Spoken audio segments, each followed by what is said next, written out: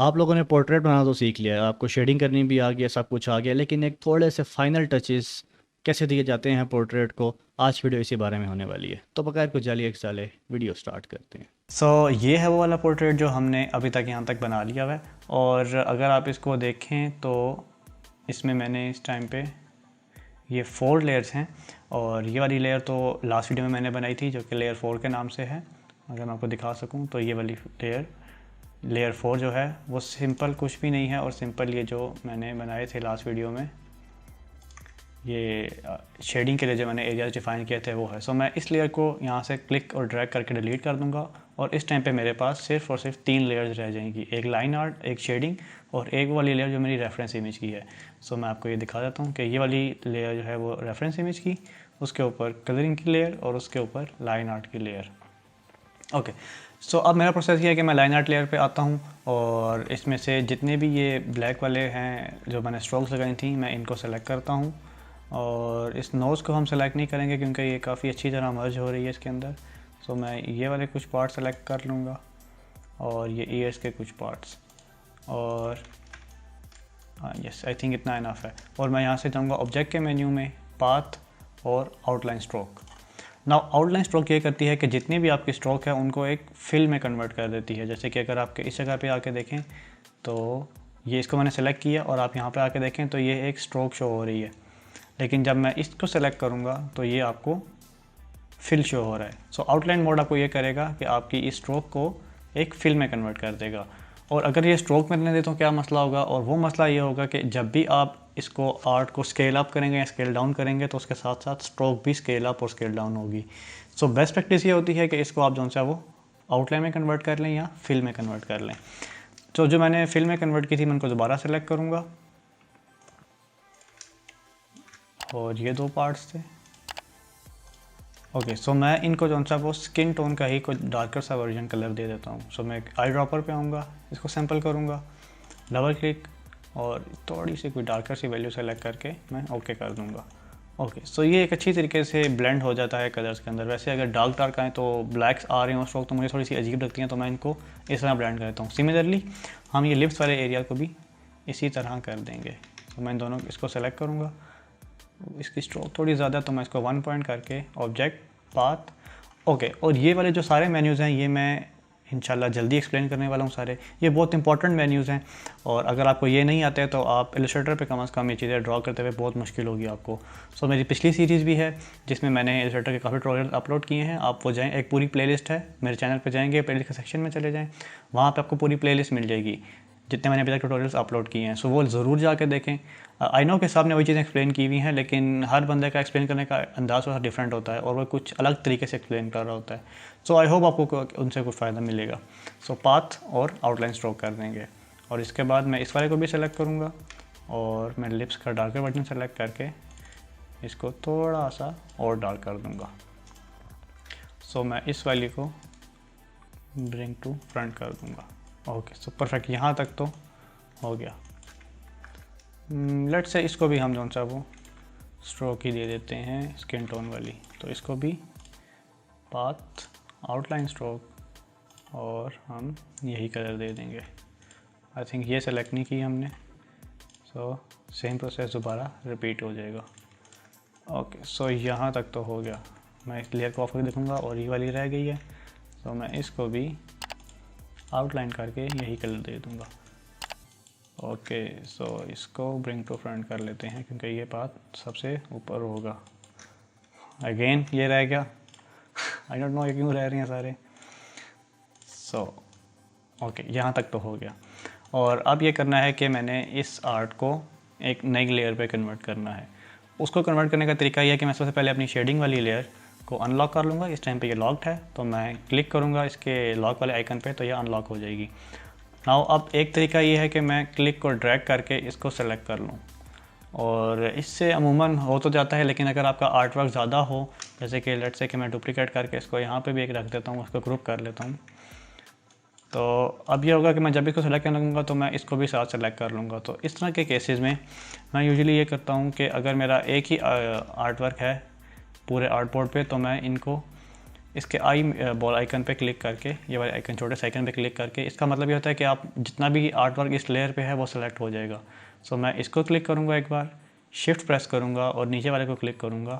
उससे ये होगा कि इन दोनों लेयर्स पे जितना भी मेरा आर्ट वर्क है वो सिलेक्ट हो जाएगा।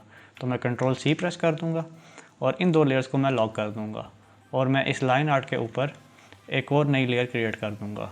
तो नई लेयर क्रिएट करने के लिए यहाँ से न्यू लेयर का आइकन है, इस पर क्लिक करें और इसको लाइन आर्ट के ऊपर ले जाएं और यहाँ पे आप इसको रीनेम कर दें कि फाइनल लेट्स से, और इन 2 लेयर्स को आप ऑफ कर दें।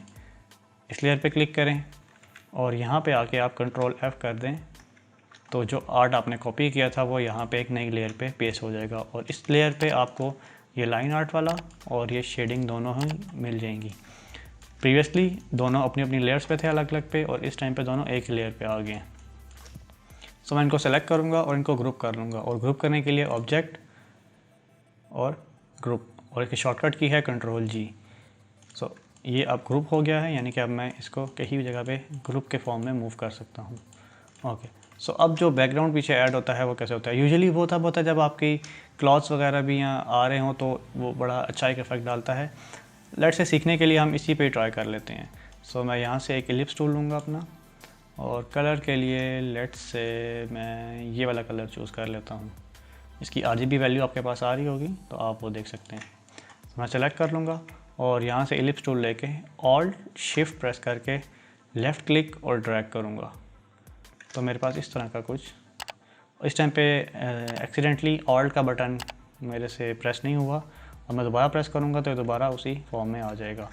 ओके, सो अब मैं इसको अगर ड्रैग करूँ तो मुझे लग रहा है कि सेंटर में नहीं है, तो सेंटर में लाने के लिए मुझे इस सर्कल को मूव करना होगा, और मूव करने के लिए मैं स्पेस बार प्रेस करूँगा, और अब जब मैं ड्रैग करूँगा तो ये सर्कल मूव हो सकता है। तो मैं सर्कल को मूव करूँगा, आई थिंक यहाँ तक परफेक्ट है। सो मैं यहाँ पे लाके रिलीज़ कर दूँगा। आई डोंट नो कलर क्यों नहीं सैम्पल हुआ, इसको कलर दोबारा असाइन कर देते हैं। ओके, सो इस वाले सर्कल को मैं बैक पे ले जाऊँगा, और उसके लिए कंट्रोल शिफ्ट और लेफ़्ट फ्लावर ब्रैकेट। ओके, सो जब ये सबसे एंड पे चला जाएगा तो मैं इसको दोबारा ही तरीका एडजस्ट करूँगा ताकि ये सेंटर में रहे। आई थिंक यहाँ पे ये सेंटर में है, थोड़ा सा और ड्रैग कर लेते हैं।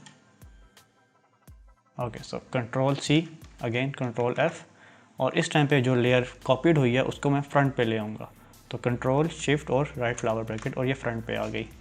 नाउ अब ये करना है कि अब मैंने डायरेक्ट सिलेक्शन टूल में जाना है, मैं A प्रेस करूँगा और डायरेक्ट सिलेक्शन टूल आ जाएगा, और मुझे इस सर्कल के 4 एंकर पॉइंट्स हैं, 1 2 3 और 4। तो मैं इस टॉप वाले एंकर पॉइंट को क्लिक और ड्रैग करके ऊपर ले जाऊँगा यहाँ तक, ताकि मेरा ये हेयर वाला एरिया कवर हो जाए। ओके, सो नाउ अब मैं इस पर क्लिक करूँगा, ऑब्जेक्ट पाथ और डिवाइड ऑब्जेक्ट बिलो। सो जैसे ही आप इस पर क्लिक करेंगे तो ये आपको इस तरह का रिजल्ट सा दे देगा। ओके, सो इसमें क्या करना है कि मैं अब अपने सिलेक्शन टूल में आऊँगा और यहाँ से इसको सेलेक्ट करूँगा, तो इसने सब कुछ सेलेक्ट कर दिया, तो मुझे अपना कुछ आर्ट वर्क अनग्रुप करना पड़ेगा। तो मैं कंट्रोल शिफ्ट और G प्रेस करूँगा अनग्रुप के लिए, अनटिल के यहाँ पे मिक्स ऑब्जेक्ट लिखा आ जाए। सो जब मिक्स ऑब्जेक्ट आ जाएगा तो मैं यहाँ से आके ये कुछ एरिया सेलेक्ट करूँगा और इसको यहाँ से डिलीट कर दूँगा। ओके, अब फाइनली इन सब आर्ट को सेलेक्ट करें और कंट्रोल G करके ग्रुप कर दें, और इसको अगर आपने अलाइन करना है तो आप यहाँ से आके align to artboard, horizontal और वर्टिकल अलाइन कर सकते हैं। सो यहाँ तक तो हमने जो फाइनलाइज करते हैं वो कर लिया, और अब बारी आती है फ़ाइल को एक्सपोर्ट करने की। सो फाइल को एक्सपोर्ट करने के लिए आप फाइल में जाएं, एक्सपोर्ट और एक्सपोर्ट एज।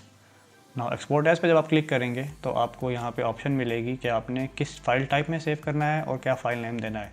सो आप कोई भी फाइल नेम दे सकते हैं, और फाइल टाइप के लिए अगर आपको ट्रांसपेरेंट में एक्सपोर्ट करना है तो आप PNG सेलेक्ट कर सकते हैं। और अगर आपने अभी तक एक्सपोर्ट वाली वीडियो नहीं देखी तो मैंने अपलोड किया है कि ये सारी ऑप्शंस क्या कुछ हैं और आप किस किस तरीके से फ़ाइल को JPEG, PNG या PDF में एक्सपोर्ट कर सकते हैं। सो अगर वीडियो नहीं देखी तो मैं वीडियो का लिंक लगा दूंगा ऊपर कार्ड में, आप वहाँ जाकर ये वीडियो देख सकते हैं। सो मैं लेट्स से इस टाइम के लिए PNG में एक्सपोर्ट करूँगा और डेस्कटॉप पे ही एक्सपोर्ट करता हूँ, और यहाँ से मैं एक्सपोर्ट पे क्लिक कर दूँगा। सो ये मेरे पास एक और डायलॉग बॉक्स आ जाएगा जो कि थोड़ा सा इंपॉर्टेंट है।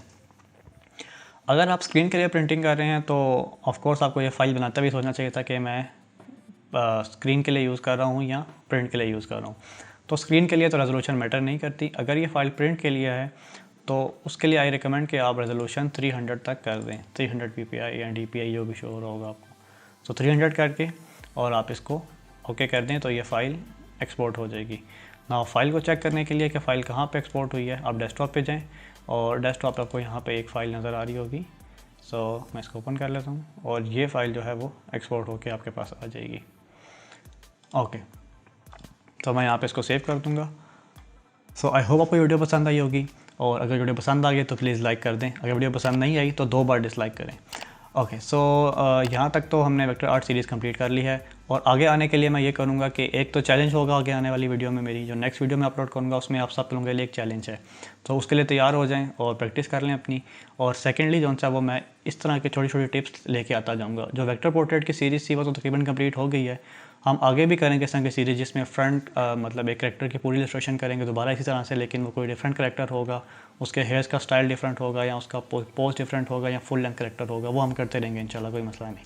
लेकिन अभी के लिए जो सा वो इलस्ट्रेटर पहले कंप्लीट होगा जिसमें ग्रेडियंट आएगा, और अलाइन मैंने एक्सप्लेन नहीं किया, और जिस तरह ये ऑब्जेक्ट और पाथ के अंदर ऑप्शंस थी, आउटलाइन की और ऑफसेट की और डिवाइड ऑब्जेक्ट की। सो इस तरह की चीज़ें हम डिस्कस करेंगे और मैं इलस्ट्रेटर फटाफट कंप्लीट कर लूँगा।